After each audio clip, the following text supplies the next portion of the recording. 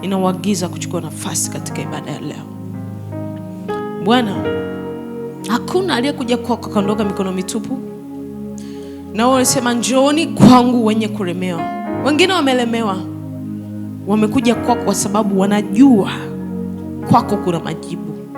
Malaika, ninaomba mliobeba majibu ya maswali yake na maombi yake na haja ya moyo wake, leo baada ya neno akawe na majibu, akawa amepokea, akaone ushindi kwa jina la Yesu. Amen.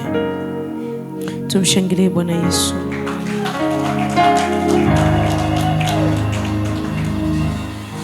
Bwana Yesu apewe sifa.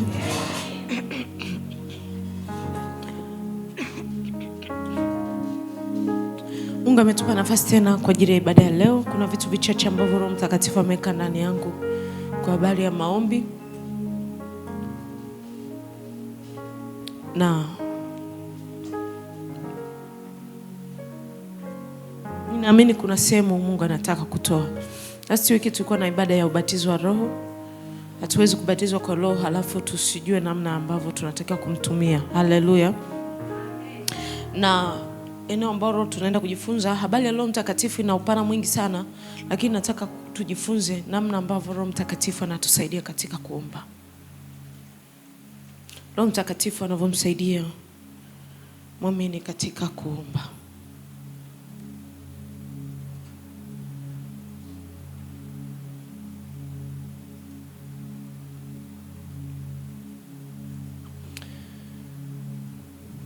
Bwana Yesu apewe sifa sana. Nataka tutambue kwamba tunaweza tukaipo kanisani, tunaona watu wanaomba, unaweza unaomba lakini hauombi kwa kuongozwa na Roho Mtakatifu. You can speak in tongue, lakini Roho Mtakatifu, hiyo lugha ikawa haina nguvu na Roho Mtakatifu hayuko. Bwana Yesu apewe sifa sana. Kwa nini? Sababu sometimes hiyo lugha imezoeleka ndani ya kinywa chako. Mindset yako imeshajichoni. Bwana Yesu apewe sifa sana. Kwa you can speak in tongue na hiyo lugha isiwe na nguvu yoyote. Unaweza kunena kwa lugha, unaweza kuomba kawaida, lakini ukawa unaomba in a normal way, no power. Bwana Yesu apewe sifa sana. Na Biblia inasema ufalme wa Mungu si katika maneno, ni katika nguvu.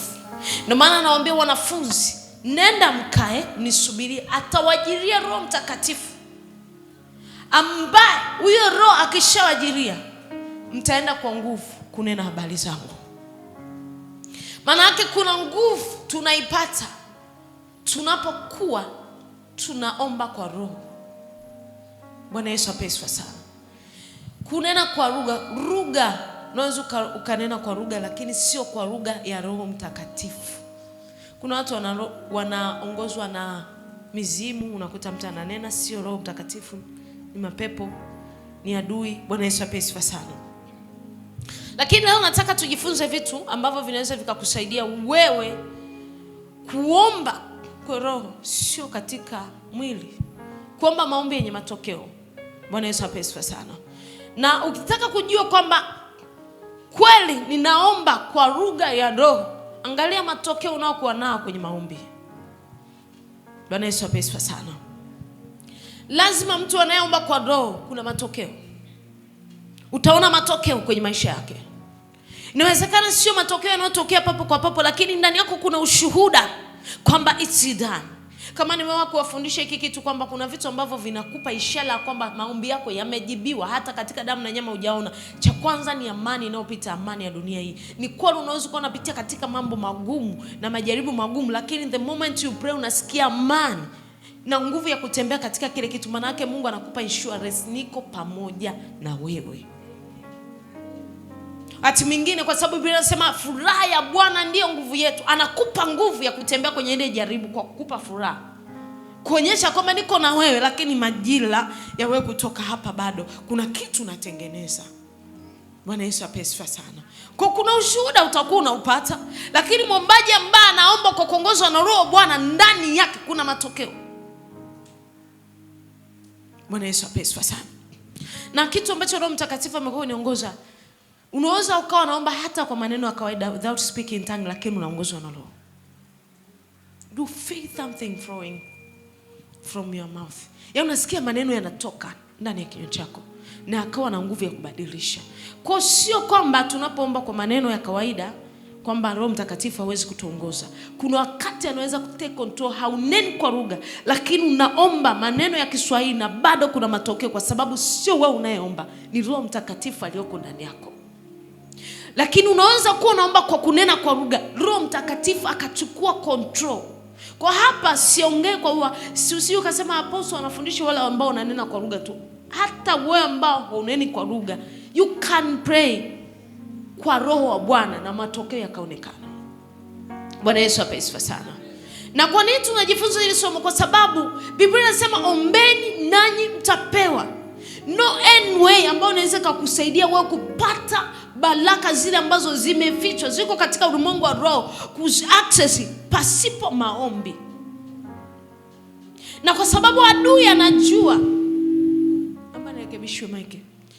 Na kwa sababu adui anajua kwamba watu wakiomba kuna vitu vinatokea, kuna mambo yanatendeka, kuna vitu vinabadilika.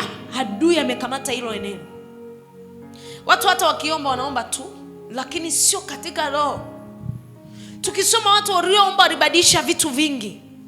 Tunamwangalia Danieli kwa maombi, aliweza, kuna nguvu ilipita kupitia maombi ikaenda kukamata vinywa vya simba. Maana yake alipokuwa naomba alikuwa na activate huduma ya malaika. Malaika wakaingia kwenye shimo alilotupwa, wakafunga midomo ya simba wa kumdhuru.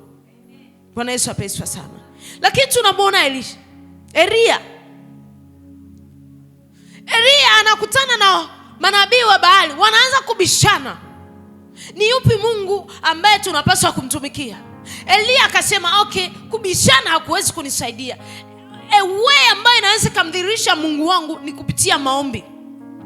Kwa Mungu anadhihirika kwenye maisha ya watu kwa njia ya maombi pia. Bwana Yesu apewe sana. Sasa kama Mungu anadhihirika kwa njia ya maombi, maana yake adui atapambana na hilo eneo. Atakisha ni kweli you can pray, lakini hauombi vile inavyotakiwa. Ndio maana anasema hampokei kwa sababu mnaomba vibaya. Bwana Yesu apewe sana. Hallelujah. Kuna vitu ambavyo nataka tuvigusie vichache ambavyo vinaweza vikakusaidia kuelewa, na wakati tunajifunza hapa kuna mambo yatakuwa yanatokea kwenye maisha yako. Nataka pay attention. Kuna vitu Roho Mtakatifu alikuwa akisema na mimi person. Bwana Yesu apewe sana. Neno la Mungu linasema katika kitabu cha Warumi 8:26.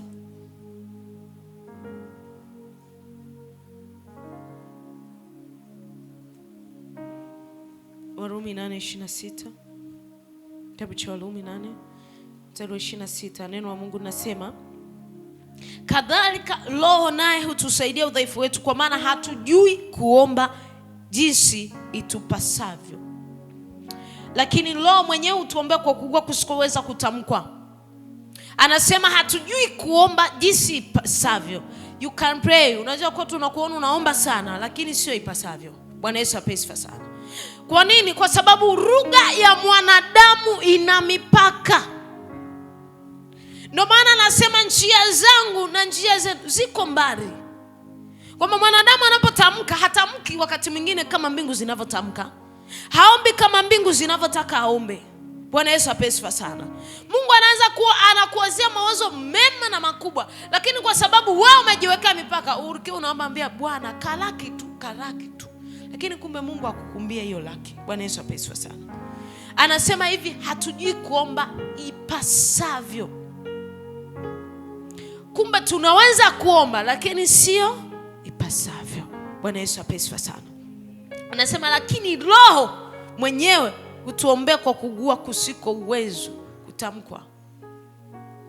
Maana naye aichunguza mioyo, aijua nia ya Roho ilivyo, kwa kuwa huombea watakatifu kama apendavyo Mungu. Hutuombea kama apendavyo Mungu. Bwana Yesu apewe sana.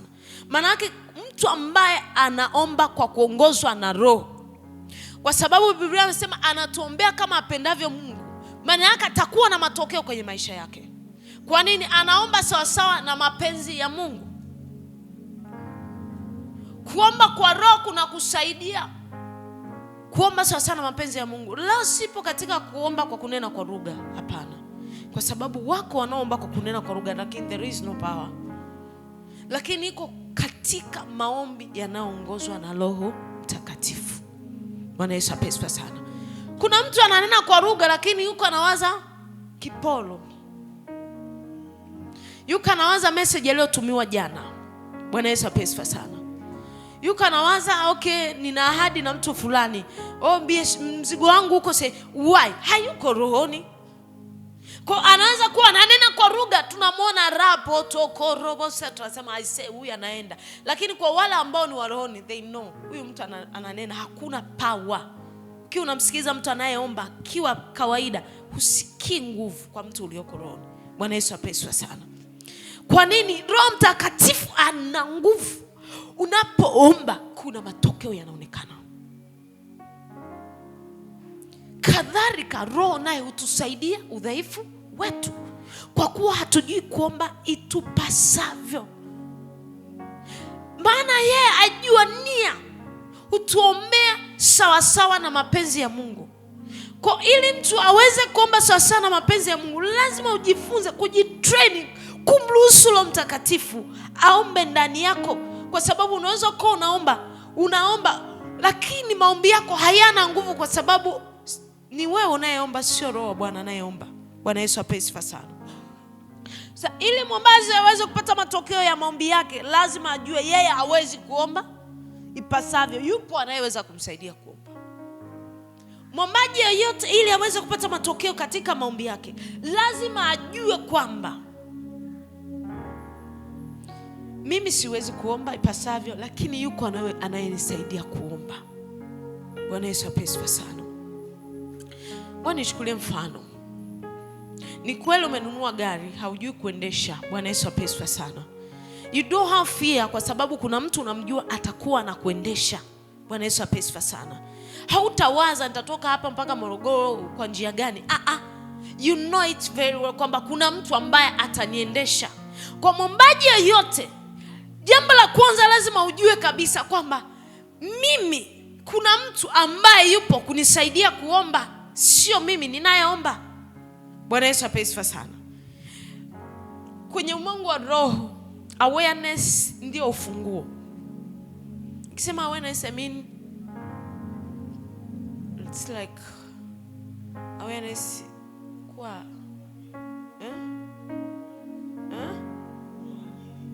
awareness kwamba it's like discerning kutambua. Bwana Yesu asifiwe sana. Yes, awareness maana yake kutambua kwamba kuna mtu. Bwana Yesu asifiwe sana. Kuna mfano mmoja ambao niliwahi kutoa kwamba kuna mama mmoja alikuwa na mtoto wake anaishi nje. Sasa huyo mama akawa anapokea, yeye kwa mjibu wake anasema alikuwa kila mwezi anatumiwa picha za marafiki zake na mtoto. Bwana Yesu asifiwe sana. Sasa kana anaishi maisha magumu. Siku moja rafiki yake amtembea akasema, "Mbona una mtoto nje? Inakuwaje unaishi maisha magumu?" Anambia, "Mimi tangu aende kila mwezi ananitumia picha za marafiki zake. Na kuwa naweka tu chini ya kitanda. Tuone hizo picha, kuziona ni dola." Yule mtu hakuwa na awareness kwamba okay, hiki kitu kinaweza kunisaidia. Hakuwa na utambuzi. Maana yake hakusaidika. Aliendelea kuishi kwa shida. Inawezekana alikuwa anakopa, inawezekana alikuwa anaanja alfa na dola chini ya kitanda ameweka, ametandika. Ndivyo inavyokuwa kwamba a lot of people wana struggle kwenye eneo la maombi kwa sababu ya kukosa awareness na Roho Mtakatifu. Kwamba Roho Mtakatifu yupo kunisaidia kuomba, sio mimi ninayeomba. Kama Roho Mtakatifu yuko anayeomba ndani yangu, kwa hiyo ninaweza kuomba na nikaona matokeo. Nadhani unanielewa kwamba kutambua kwamba Roho Mtakatifu yuko kukusaidia kuomba ni ufunguo wa wewe kuomba maombi yenye matokeo. Kwa nini? Kuna watu wanajisahau. Ni kweli tunaweza tukawa tunamwongea Roho Mtakatifu hapa, unamsikia Roho Mtakatifu, lakini the moment unaingia kuomba haukumbuki kama yupo. Ni kama vile ambavyo umetengeneza pilipili. Bwana Yesu asifiwe sana. Unakula unamaliza ndio unakumbuka pilipili ipo. na chakula hakijawa kitamu sana na pilipili kwa nzuri, unasema nawezekana umekula umestruggle, unasema chakula sio kitamu sana lakini pilipili ingekuongezea nini? Ladha. Ni vile ambavyo watu wanamsahau na adui anacheza hilo sehemu awareness kwa habari ya Roho Mtakatifu, kwamba unapotea, unasahau kabisa kwamba kuna Roho Mtakatifu anayenisaidia kuomba. Kwa kazi moja wapo ya Roho Mtakatifu ambaye umempokea, ambaye Jumapili tulipata ubatizo wake, ni kukusaidia wewe kuomba ili matokeo yaonekane. Bwana Yesu asifiwe sana. Haleluya. Usipokuwa na awareness utastruggle sana sana sana katika kuomba. Sasa kama kuna mtu ambaye anatusaidia kuomba, maana yake swala la maombi ili uone matokeo lazima uwe na imani ya kwamba yuko Roho Mtakatifu anaenda kunisaidia kuomba na wala sio mimi. Bwana Yesu asifiwe sana. Nataka nikutolee mfano. Mimi kuna wakati naweza kuwa na struggle, sijisikii kama nina nguvu ya kusimama madhabahuni. Bwana Yesu asifiwe sana. Pia kuna wakati anaona, unakuta natamani hata ningepata msaidizi apande, kwa sababu I feel no power. Sisikii chochote kichwani mwangu. Bwana Yesu asifiwe sana. Ushakufika sehemu una vitu vingi lakini kichwa unasikia kiko empty. Yaani usikii kama kuna kitu unaweza kusema mbele ya watu. Usikii kama ukisema hata Bwana asifiwe kama watakuitikia. Unatamani upumzike. Unatamani useme jamani leo. Kuna wakati mpaka nikasema sijui nimuite nani aje anisaidie. Nabii tu nipumzike, maana leo kabisa naona sina nguvu ya kusimama. Lakini baadaye Roho Mtakatifu kana namsikia ndani yangu, ni wewe unaenda kusimama, ni Roho Mtakatifu ndani yako. Bwana Yesu asifiwe sana. Na the moment nikichukua hatua ya kusimama, that day inakuwa very powerful kuliko siku ambazo nimejiandaa. Kwa nini? Ni kwa sababu sio mimi ninayesimama, unayeniona hapa. Ndio maana ukinichukulia kawaida nikisimama hapa, huwezi kupokea. Lakini ukiniona huyu sio apostle, wanaonijua huwa na sura hizi mbili. Sura ya nje na sura madhabahuni. Bwana Yesu asifiwe sana. Kwa usipojua kwamba huyu ni mtu mwingine anayeongea ndani yake, unaweza kuchukulia kawaida.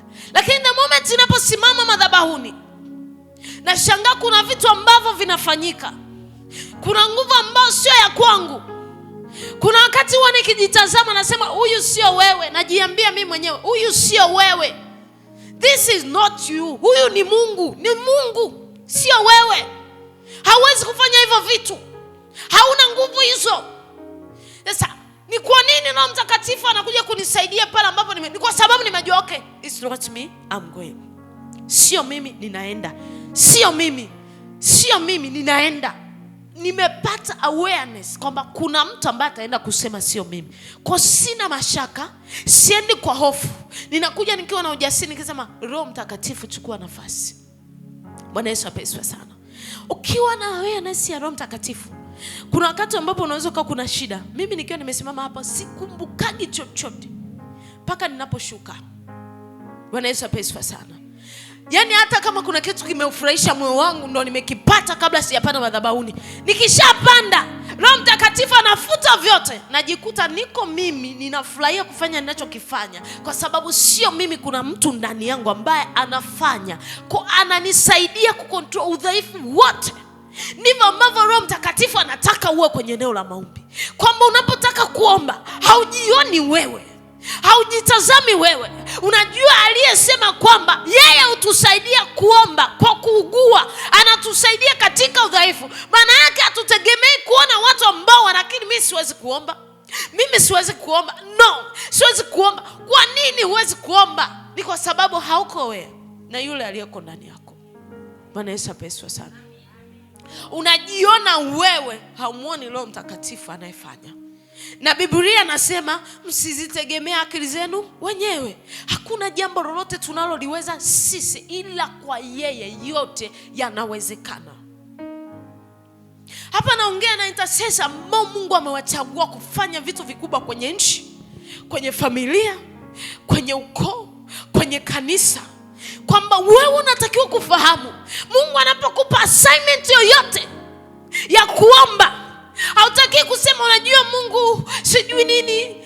Nina watoto ambao nawajua, mnakuaga mnalalamika sana, yaani Mungu amenipa assignment kubwa. Maana yake unajiona wewe haumuoni Mungu uliye naye. Mindset yako lazima ibadilike. Mungu hakupi kitu ambacho akiwezi, sio dictator. Assignment yoyote anayokupa anajua unaiweza. Kwa nini unaiweza? Anajua sio wewe unaenda kufanya. Unachotakiwa ni kukubali kwamba niko tayari. Roho Mtakatifu achukue nafasi, akusaidie. Unaposimama kuomba kwa ajili ya nchi mambo yabadilike, haujioni wewe, unamuona Roho Mtakatifu kwamba anaweza kubadilisha. Kama Elia alivyomuona Roho Mtakatifu akasema na ijulikane ya kwamba yuko Mungu ninayemtumikia, moto ukashuka. Hakuwa yeye, bali alikuwa Roho Mtakatifu aliyoko ndani yake. Mtu mwenye nguvu anaweza kuomba ndani ya dakika moja matokeo yakatokea akiwa ameongozwa na Roho Mtakatifu. Na mtu ambaye ni powerless akaomba masaa 3 na tusione matokeo. Bwana Yesu apesiwe sana. Haleluya. Kinachokusaidia ni ile awareness unayo kwamba ninaye Roho Mtakatifu. Ninaye Roho Mtakatifu. Kwa ili mwombaji apate matokeo anahitaji imani. Unahitaji kuwa na imani kwamba kuna mtu ambaye ni Roho Mtakatifu. Bwana Yesu apesiwe sana. Ni mtu. Roho Mtakatifu watu tunamchukulia kama kitu, lakini Roho Mtakatifu ni mtu. Ndio maana anaugua. Bwana Yesu apesiwe sana. Haleluya. Simchukulie kama kitu, ni mtu. Anaugua, anaumia. Bwana Yesu apesiwe sana. Sasa unatakiwa kujua yuko kunisaidia, yupo kunisaidia. Ni kweli Roho Mtakatifu amenipa assignment kwa ajili ya nchi. Amenipa assignment kwa ajili ya familia. Sitaki kusema mimi sidhani kama naweza. No. Unaweza. Bwana Yesu apesiwe sana. Wangapi mpaka hapo wanapata kitu?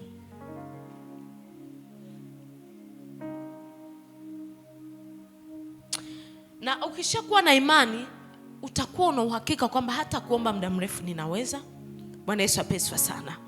Hata kuomba muda mrefu ninaweza. Hata kuomba mambo yakatokea ninaweza. Kwa nini? Kwa sababu sio nguvu zako, sio akili zako zinazoenda kuomba, ni Roho Mtakatifu aliyoko ndani yako. Though kwamba kuna wakati ambapo unahitaji wewe mwenyewe mindset yako kuchuni, lakini kumbuka kama ambavyo nakutolea mfano, mimi nikisimama hapa sijui ni nini ambacho Roho Mtakatifu huwa anafanya ndani yangu. Bwana Yesu apesiwe sana. Anafuta memory zote za huko duniani, na baki mimi. Haleluya. Na baki mimi. Kuna wakati najiuliza, huyu ni wewe? Ukikaa unaangalia, huyu ni wewe au kuna mtu mwingine nyuma yako? Unagundua ni Roho Mtakatifu ambaye amechukua nafasi.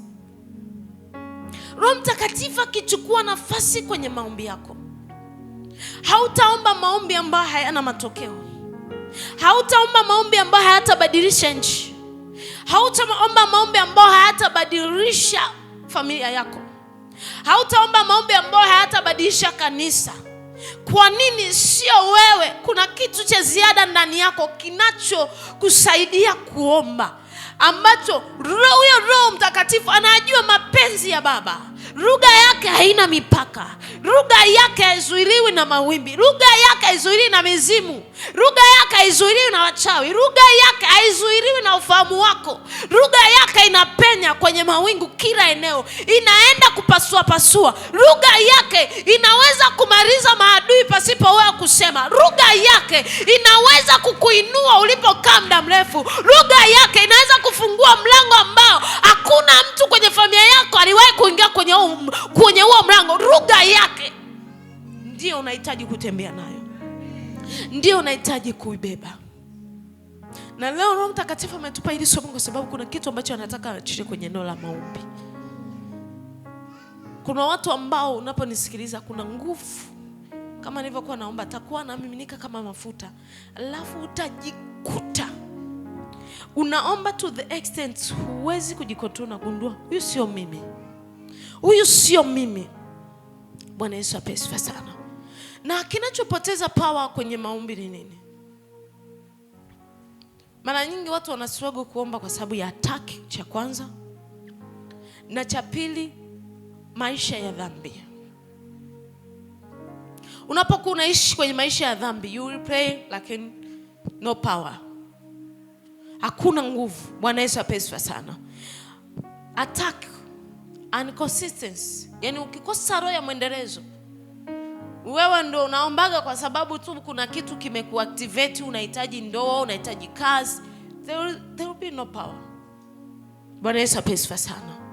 Maana yake kama una struggle eneo la maombi na umegundua kabisa wakati naongea kwamba kuna namna ambavyo nimekuwa nikiomba mimi sio roho wa Bwana.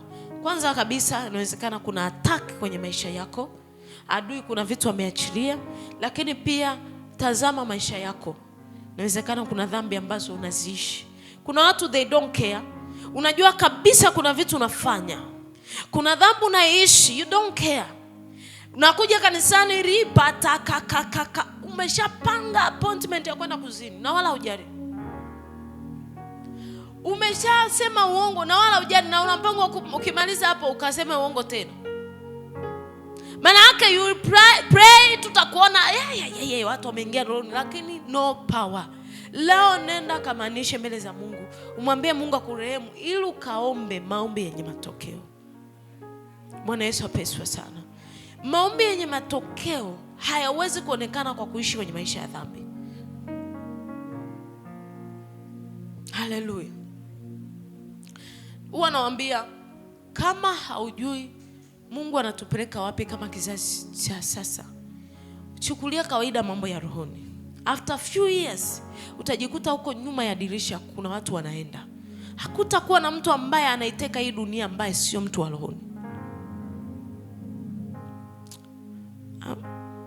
Niliongea hiki kitu Januari mliokuepo. Bwana Yesu apeswa sana. This year kuna nafasi ambazo hautakaa kama hujimjui Mungu.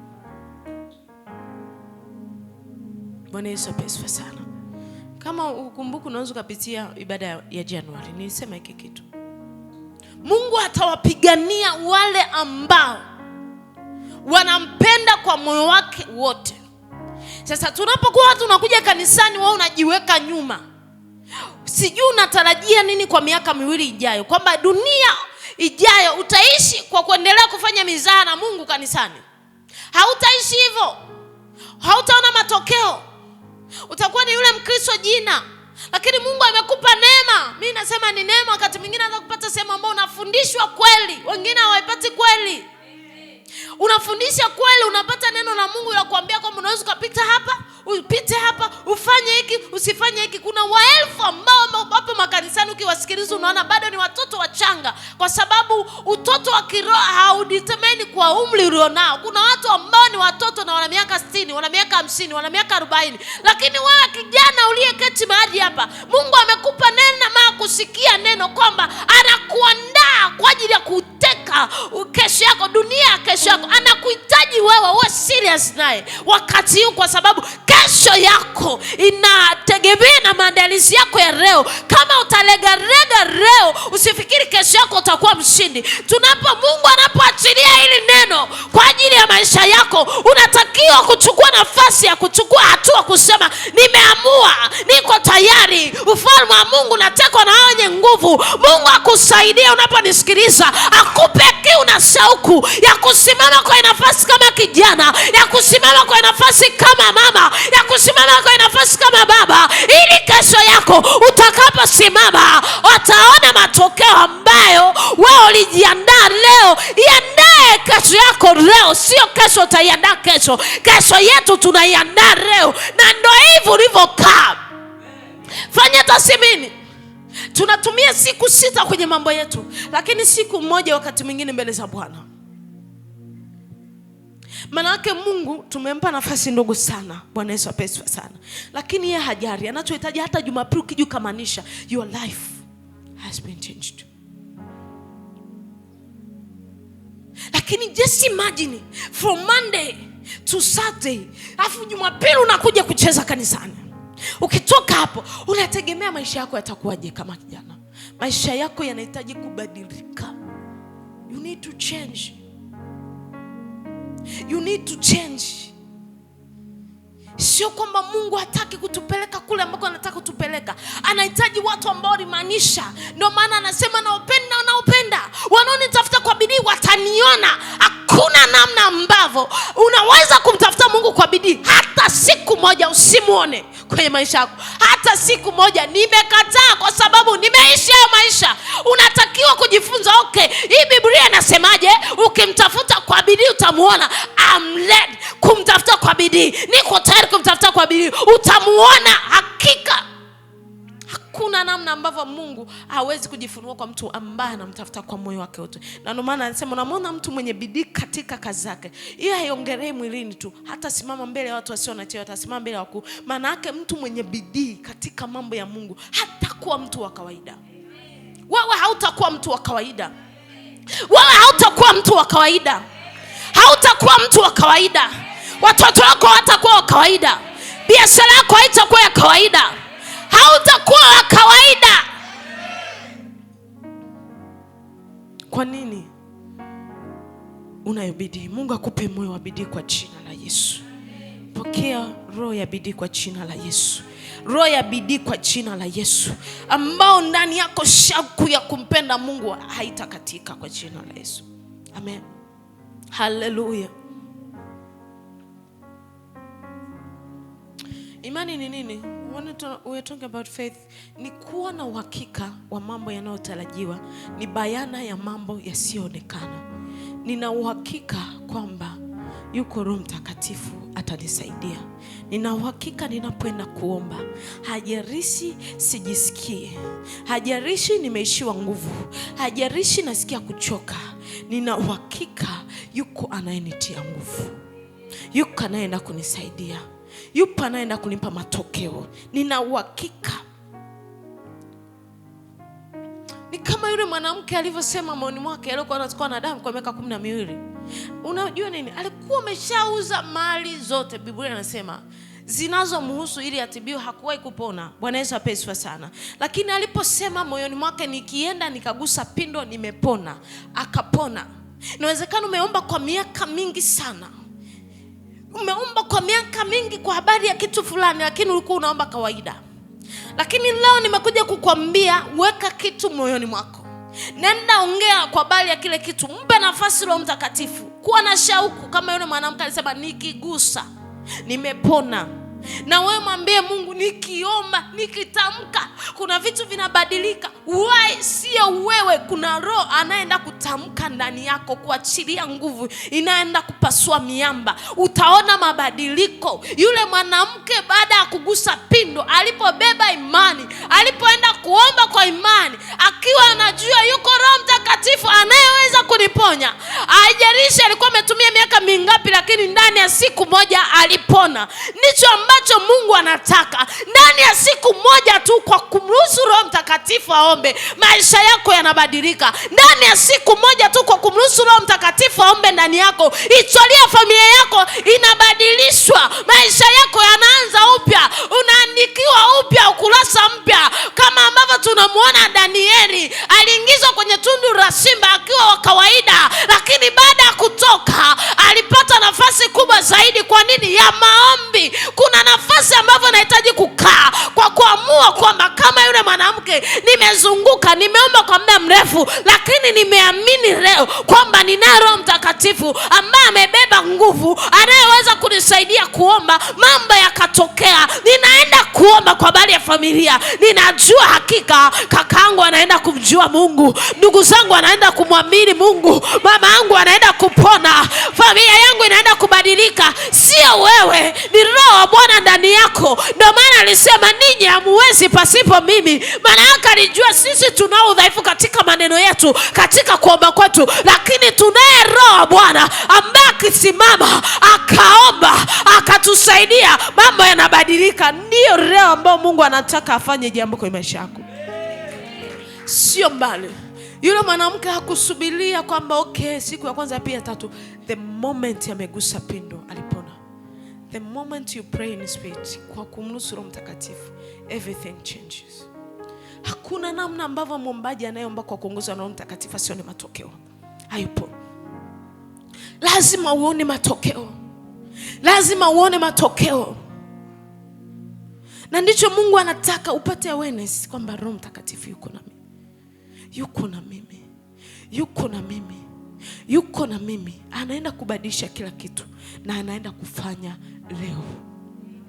Hallelujah. Anaenda kufanya jambo jipya kwenye maisha yako leo. Amen. Unaamini nini? Ndani ya moyo wako weka neno ambalo unaliamini. Weka neno ambalo unaliamini. Kama mimi Mungu nakuwa kama yule mwanamke, niliomba muda mrefu, lakini ninajua kwa sababu niliomba mimi. Leo ninakuja kuomba kwa kuongozwa na Roho Mtakatifu. Nimemruhusu Roho Mtakatifu aombe ndani yangu.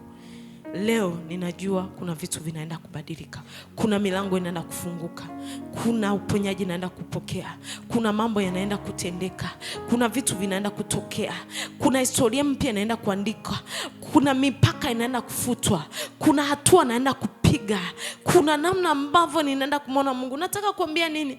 Pay attention, kama Biblia inavyosema kwamba hamjui siku wala saa. Hakuna siku ambayo Mungu anatuandikia barua kwamba kuna kitu nataka kufanya kwenye maisha yako. Anachotaka wewe ni kuwa aware kwamba kila wakati unapochukua hatua kuna kitu kinaenda kubadilika. Inawezekana leo unaponisikia kuna kitu kipya kinaenda kutengenezeka ndani ya maisha yako eneo la maombi.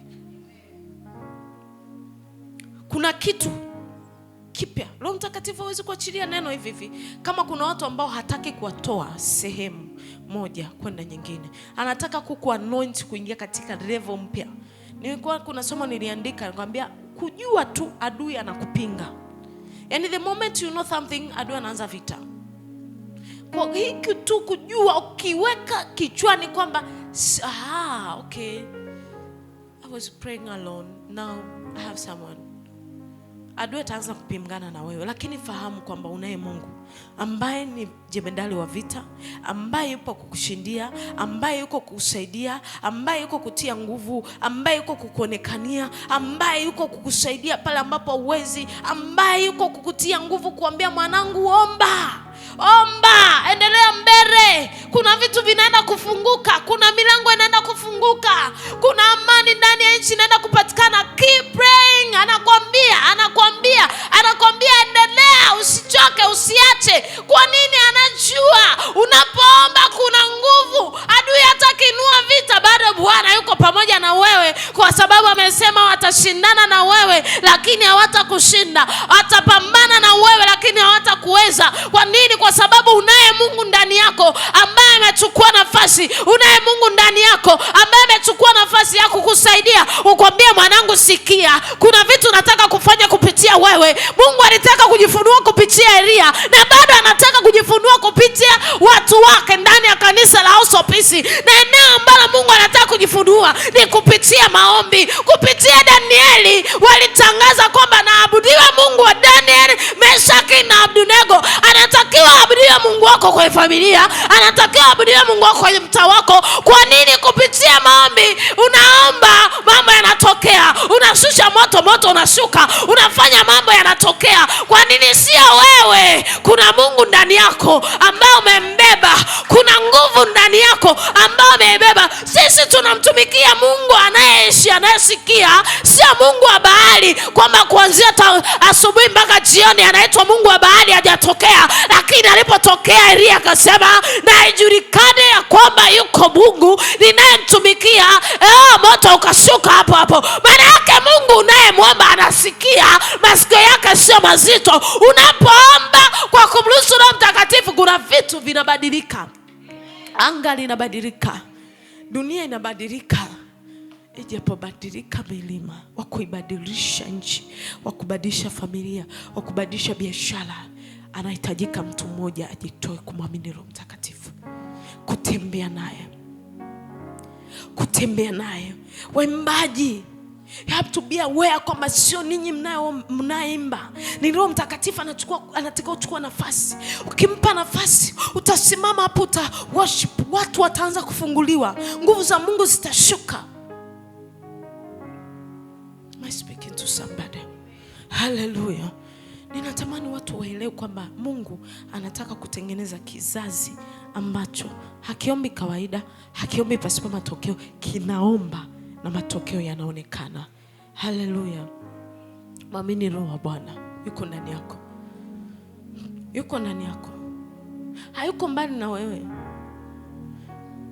Yuko ndani yako. Kama mfano niliowapa kwamba sometimes I don't feel, lakini kwa sababu najua sio mimi naenda na Roho Mtakatifu anachukua nafasi. Wakati mwingine mwili wako unaweza usiwe una nguvu, lakini ukimwambia Roho Mtakatifu niko tayari, atakusaidia. Wakati mwingine unasikia kwamba unachoka, unasikia sauti za kukutisha tamaa, lakini fahamu kwamba hakuna mtu ambaye anaomba kama hakuna Mungu anayesikia, kama hakuna Mungu anayejibu. Inawezekana uliomba kwa miaka mingi kama yule mwanamke alivyokuwa anapambana na kuguza mali, haoni matokeo, lakini wakati ulipofika, alipofahamu kwamba kuna mtu ninamhitaji ambao ni Yesu Kristo, ambaye ni Roho Mtakatifu, alipochukua hatua, maisha yake yakabadilika hapo hapo. Leo maisha yako yabadilike kwa jina la Yesu. Uombaji wako ubadilike kwa jina la Yesu. Mungu afanye kitu ndani ya moyo wako, akuachilie nguvu, achilie anointing ambao hautatembea katika ukawaida. Wale intercessor ambao Mungu amewainua kwa ajili ya nchi, you have to pray. Mungu anataka akupe nguvu kwa ajili ya kuombea nchi, kwa ajili ya kuombea uongozi, kwa ajili ya kuombea taifa letu, kwa ajili ya kuombea amani, kwa ajili ya kuombea kila kitu. Mungu anataka akupe nguvu. Adui amejua kwamba unazo nguvu. Usiseme kuna watu wanazo nguvu. Mungu hakukuchagua kwa sababu wewe ni dhaifu. Wewe unazo nguvu. Ndio maana umekuwa ukikutana na vita. Na ishara mojawapo kukuambia kwamba wewe una nguvu ni kwa sababu kumekuwa na vita kwa maisha yako. Anajua kabisa the moment you pray kuna vitu vinabadilika. The moment ukiingia rohoni kuna mambo yanabadilika. Ndio maana ameachilia vita kwako. Kwa ishara ya kuona vita kubwa inainuka kwa maisha yako, usikate tamaa. Amini wewe ni mtu wa tofauti, kwa sababu adui hapambani na mtu wa kawaida. Adui hapambani na mtu asiye wa maana. Adui anapambana na watu wenye nguvu. Kwa hiyo vita ambao umekuwa ukipambana nao eneo la maombi, tambua kwamba wewe sio mtu wa kawaida, unazo nguvu. Mungu amekuandaa kwa ajili ya kubadilisha mambo. Ni kwa sababu tu hakuwa aware. Leo uko aware, hautaki kuacha, hautaki kustop kwamba haka naacha, mimi sijisikii, mbona nakutana na vita. Ukiona vita tambua wewe ni shujaa. Ndio maana adui ameacha watu wote, amekuja kupambana na wewe. Amekuja kupambana na wewe kwa nini? Anajua wewe sio mtu wa kawaida. Ukiinua sauti yako, mbingu zinaitika, mbingu ziko wazi kwa ajili yako. Ndio maana amepambana na wewe. Umeamka asubuhi unasikia kushindwa, unasikia uwezi, tambua hiyo ni vita rohoni, kwa sababu amejua wewe uombaji wako sio kama mtu wa kawaida. Ndio maana wengine hawajakutana na vita, wewe ndio umekutana na vita hilo eneo. Kwa nini? Wewe sio mtu wa kawaida. Wewe unazo nguvu, wewe una uwezo, wewe unaweza kubadilisha nchi, wewe unaweza kubadilisha familia. Ndio maana ameinua vita isiyo ya kawaida. Lakini tambua watashindana na wewe, lakini atapambana na wewe.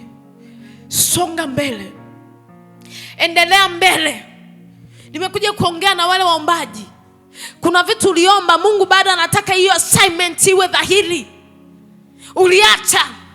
Alikupa assignment ya kuombea kanisa, alikupa assignment ya kuombea utumishi, alikupa assignment za kuombea nchi, alikupa assignment ya kuombea watoto wajawazito, amekupa assignment ukaomba mara moja kwa sababu hakuwa wewe kwamba sio unaomba ukaacha, usikia kuchoka. Lakini kwa nini? Alijua the moment ukiendelea kuna ufahamu utaupata, utaomba matokeo yatatokea. Ndio maana ameinua vita. Ninakuja kukuambia mchana wa leo kwamba inuka, endelea mbele. Wewe ni mtu mkuu, wewe una nguvu, umebeba nguvu ndani yako.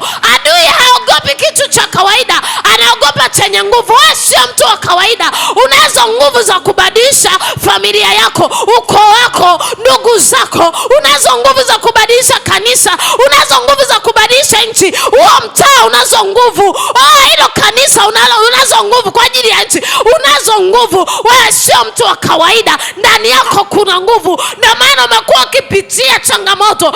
Adui anajua asipopambana na wewe ana kazi. Lakini ashukuriwe Mungu aliyetupa ufahamu leo kwamba sisi katikati ya vita ni ishara kwamba wewe unaelekea kwenye ushindi. Kwa nini hawezi kupambana na wewe kama haoni kwamba utamshinda?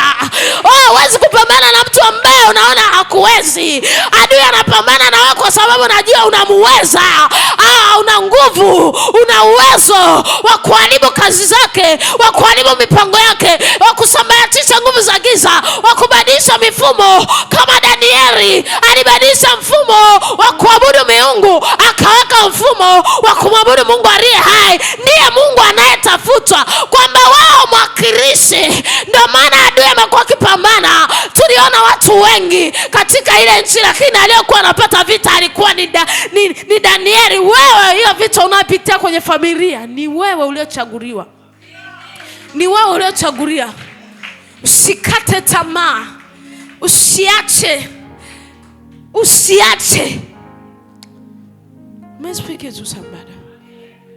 Mungu akupe nguvu tena ya kuinuka. Mungu akupe nguvu ya kuinuka. Mungu akupake mafuta mabichi tena. Ukiwa unajua sasa ni muda wa kwenda kupambana. Na haupambani wewe, aliyeko ndani yako ataenda kuwaonesha kwamba unaye Mungu. Unaye Mungu uliyembeba, ataudhihirishia ulimwengu kwamba sio wewe. Kama ambavyo Elia alisema na ijulikane.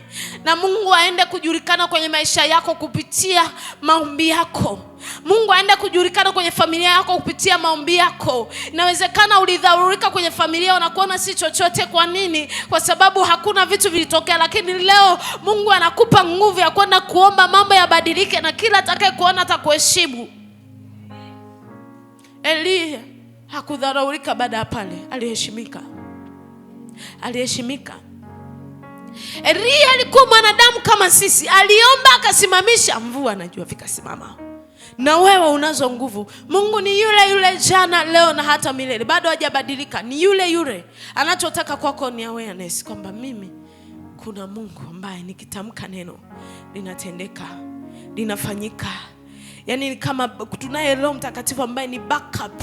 Ana neno likitamkwa, kuna nguvu inaenda na hiyo neno. Hautamki maneno matupu. Na leo ndicho Mungu anataka kufanya kwako.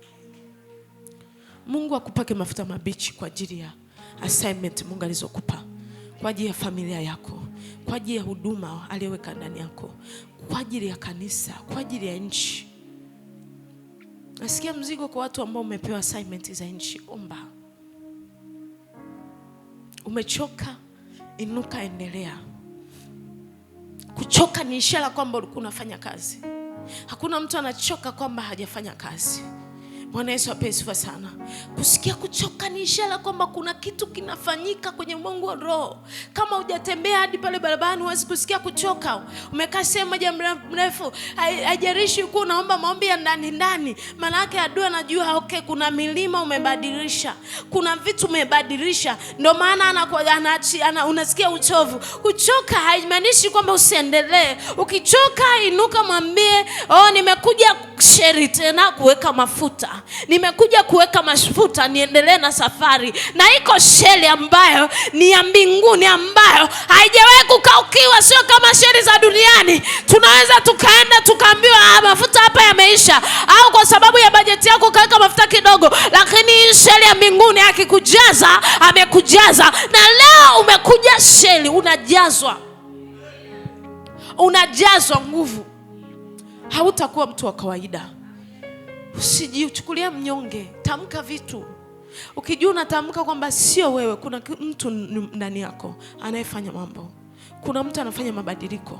Kuna mtu anabadilisha. Sio wewe. Acha kujiona wewe. Maana yake huo ni utoto. Toka kwenye utoto wa kiroho. Kwanza kumwambia Mungu, mimi nawezaje? Unawezaje? Toka kwenye utoto. Akikupa assignment, amini amekuamini. Amini anajua una nguvu. Amini anajua una uwezo. Amini kwamba unaweza wewe kubadilisha familia yako. Hajarishi wewe ndio sasa hivi labda kiuchumi unaonekana wa kawaida, lakini Mungu aliye wa kwanza atakuwa wa mwisho, na aliye wa mwisho atakuwa wa kwanza. Wewe inuka, piga maombi kama Elia, utamwona Mungu akibadilisha mambo kwenye familia yako. Bwana Yesu apewe sifa sana. I'm speaking to somebody. Mungu akupe nguvu.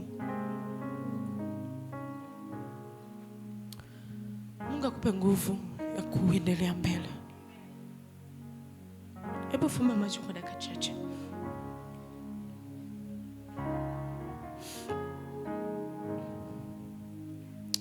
Roho Mtakatifu. Nilikuwa nakutana na vita. Sikujua kwamba ni ishara ya kwamba mimi ninaweza, nina nguvu. Niliacha. Niliishia njiani. Kuna assignment ambazo nimefanya nusu kwa sababu nilihisi kama vile siwezi. Lakini nimegundua kwamba mimi uliniamini, ulijua nina nguvu. Kwa sababu ya kutokujua niliacha, lakini leo nimejua kwamba nina nguvu. Kwa nini nina nguvu? Ni kwa sababu nimegundua ninaye Roho Mtakatifu ndani yangu wa kunisaidia, sio mimi. Ninaomba unisaidie leo. Ninaomba unipe mwanzo mpya leo. Leo sikuja kufundisha sana, ili nikuja tufanye maombi. Mungu anataka kuwapaka mafuta. Kama ambavyo nimeanza, kama mafuta yanavyomiminika, ndivyo Roho Mtakatifu atakuwa anamiminika ndani yako. Kuna watu mtaanza kuomba, you can't control yourself. Kuna watu ambao utaomba leo ulikuwa huwezi kunena kwa lugha, but utasikia kuna nguvu ndani ya hiyo lugha ambayo unainena. Sikuja kuhubiri sana kwa sababu sicho Mungu alichonituma. Alichonituma kwamba ni kuachilia pako. Nataka kila mmoja aingie rohoni, asiwe mwilini. Mungu anatuhitaji kama kanisa kubadilisha mambo. Anakuhitaji kubadilisha maisha yako. Mimi hapo sio naweza kutamkia vitu vikatokea, lakini kama haujui namna ya kuongozwa na Roho Mtakatifu utaenda bado, kuna vitu vitakuhitaji usimama wewe kama wewe. Leo nataka upokee hii neema wewe kama wewe. Usiseme sijaokoka. Kama hujaokoka ninaomba tu nikuongoze sala ya toba. Usiseme mimi na miezi miwili ndo nimemjua Mungu sijui kuomba. Sio wewe unayeomba. Usiseme sijui kuomba, sio wewe unayeomba, ni Roho Mtakatifu ndani yako. Kama hujaokoka nyosha mkono wako juu. Kama unatamani kumpokea Yesu awe Bwana na Mwokozi wa maisha yako, nyosha mkono wako juu. Unaweza kusimama tu ulipo. Simama tu ulipo.